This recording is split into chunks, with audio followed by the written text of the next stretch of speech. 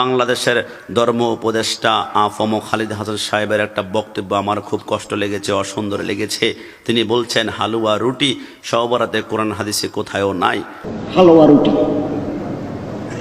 কোনো ফেকার কিতাবে, কোনো হাদিসের কিতাবে হালুয়া বানো, রুটি বানো, গোস্ত পরোটা খাও, এরকম কোনো বর্ণনা নাই। তাহলে পাল্টা প্রশ্ন তো আমরাও করতে পারি যে ঈদের দিন সেমাই খাওয়া কোরআন হাদিসে কোথায়ও নাই। পাল্টা প্রশ্ন করতেই পারি ইফতারের সময় চনা, বুট, মরে, পেঁয়াজও কোথায়ও নাই। পাল্টা প্রশ্ন তো করতেই পারি মানুষ যখন একজন একজনের বাসা যায়, যখন চা কপির আড্ডা যে মাতলে আমরা, কোরআন হাদিসে কোথায়ও নাই। কিন্তু এটা তো আমরা বোঝা দরকার। আমরা 100 বার স্পষ্ট করেছি যে হালুয়া রুটি কোরআন হাদিসের সহবরাতের কোনো অংশ যেমন নয়, তেমন আবার নিষিদ্ধ নয়, হারাম নয়, নাজায়েজ নয়। যেমনভাবে আমরা হালুয়া রুটিকে সহবরাতের অংশ বলি না, আবার নিষিদ্ধ বললে এটার উপর আঘাত করা হবে।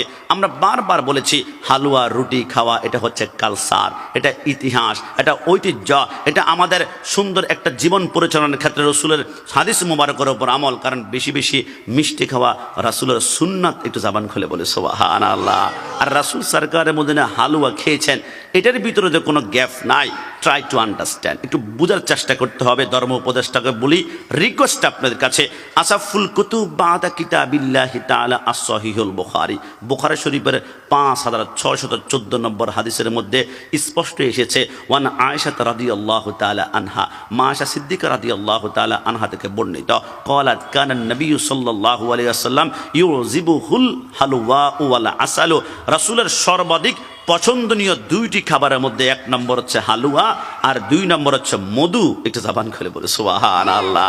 হালুয়া কেন খেতেন? কারণ হালিয়ার ভিতরে মিষ্টি মিষ্টি একটা ভাব আছে। রাসূল বলেছেন বেশি করে মিষ্টি খেলে আমি রসুলের সুন্নাত যেমন আদায় হবে, তোমার কথা মিষ্টি হবে এবং চেহারাটাকেও আল্লাহ মিষ্টি করে দিবে। একটু জাবান খুলে বলে সুবহানাল্লাহ। আর মধু কেন খাবা? কারণ মধু এটা দুনিয়ার কোনো সাধারণ খাবার নয়। মধু কোত্থেকে সৃষ্টি হয় জানো? গুফতে চুখানি মে বার আহমদ দরুদ মিশওয়াত তারিখে ওয়াতাল খিরারে বুদ, মৌমাছি বিভিন্ন ফুল থেকে রস সংগ্রহ করে এক জায়গায় করে, কিন্তু কোনো টেস্ট পায় না। যখন ওই মধুর চারপাশে ঘুরে ঘুরে তারা আল্লাহুম্মা সাল্লি আলা রাসূলের উপরে দুরূদ শরীফ পড়ে, তখন 103টা রোগকে ভালো করতে পারে এমন একটা মধুতে পরিণত হয়ে যায়। জোরে বলে সুবহানাল্লাহ। তো এই জন্য আমরা বলি হালুয়া রুটি খাওয়া যদি কোরআন হাদিসে থাকতো তাহলে হয়তো আমরা বলতাম ফরজ, না হয় বলতাম ওয়াজিব, না হয় বলতাম সুন্নাত। কিন্তু ফরজও বলি না, ওয়াজিব বলি না, সুন্নাত বলি না। যদি এমনটা হতো জোর করে করে তোমাদেরকে খাওয়ানো হতো। জোর করতে পারছি না কারণ এটা মুস্তাহাব, করলে সওয়াব রয়েছে। তুতিআইমুত তাআম, মানুষকে খাওয়ানো রাসূলের সুন্নাত, মানুষকে খাওয়ানো আল্লাহ রাজি হয়ে যান। এই জন্য আমরা মানুষকে খাওয়াই, কিন্তু আমরা ফরজ বলি না, ওয়াজিব বলি না, সুন্নাত বলি না, মুস্তাহাব। মুস্তাহাব কাজে কেউ যখন বাধা প্রদান করে, ওই মুস্তাহাব কাজ করাটা ফিকার মতে এটা ওয়াজিব হয়ে যায়। একটু জাবান খুলে বলে সুবহানাল্লাহ।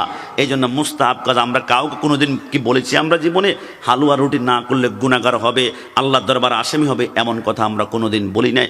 আমরা বলি হালুয়া রুটি বানাও।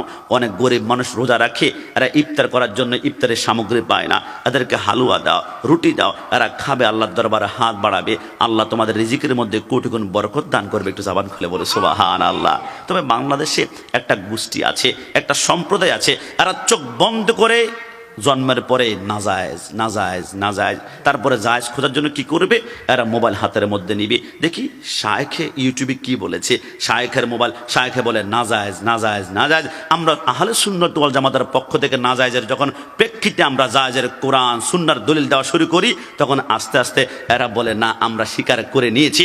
আজ থেকে 10 বছর আগে যারা শবে বরাত মানতো না, এরা কিন্তু স্টেজের মধ্যে এখন বলে শবে বরাত সম্পর্কে হাদিস আছে, আমরা মানি। তবে হালুয়া রুটি খাওয়া আমরা এটাকে মানি না, এটা বিদআত। এতদিন শবে বরাতটাই মানতো না, এখন কিন্তু শবে বরাত মানতে শুরু করলো।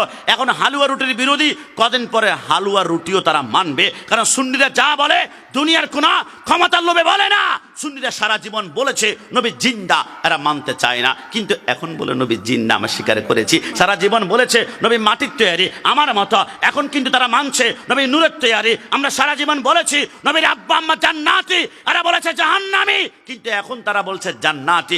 আহলে সুন্নাত ওয়াল জামাত যা বলে দুনিয়ার কোনো কাউকে রাজি করার জন্য নয়, একমাত্র আল্লাহ রসুলকে রাজি করতে আমরা কোরআন হাদিস থেকেই বলি। এই জন্য যেই কোনো কথা সর্বশেষ স্বীকার করতে হয়। এই জন্য আজকে থেকে একটা কথা মনে রাখবেন, যা আল হক ওয়া জাহাকাল বাতিল। বাতিলের কোনো আগুনের মধ্যে যদি 2 নম্বর আগুনের মধ্যে ফু দেন, আগুনটা নিভে যাবে, কিন্তু হকের আগুনে যখন ফু দিবা এটা নিভবে না। হকের আগুনে ফু দিলে এটা দাও দাও করে আরো বাড়তে থাকবে। কথা বলো ঠিক না?